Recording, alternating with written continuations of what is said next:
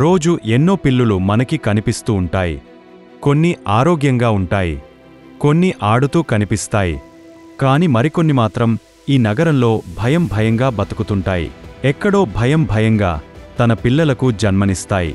అనారోగ్యం పాలైన పిల్లలు పుట్టిన వారం రోజులకే కళ్ళు తెరవకముందే కన్నుమూస్తున్నాయి. హైదరాబాద్ మహానగరంలో 70% వీధి పిల్లులు బతకడం కష్టంగా మారింది. TNRతో ట్రాప్న్యూటర్ రిటర్న్ వీధి పిల్లులను పట్టుకుని వాటికి న్యూటర్ చేయించి తిరిగి వాటిని స్వేచ్ఛగా వదిలేయడమే.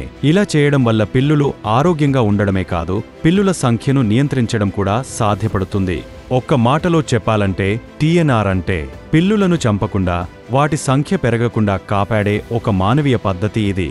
అయితే ఒక్కో పిల్లికి న్యూటర్ చేయించడానికి అయ్యే ఖర్చు 2000 రూపాయలవుతుంది. దాతలు ముందుకొచ్చి ఈ మానవతా కార్యక్రమంలో భాగస్వాములవుతారని ఆశిస్తున్నాం. HPA Cats and Kittens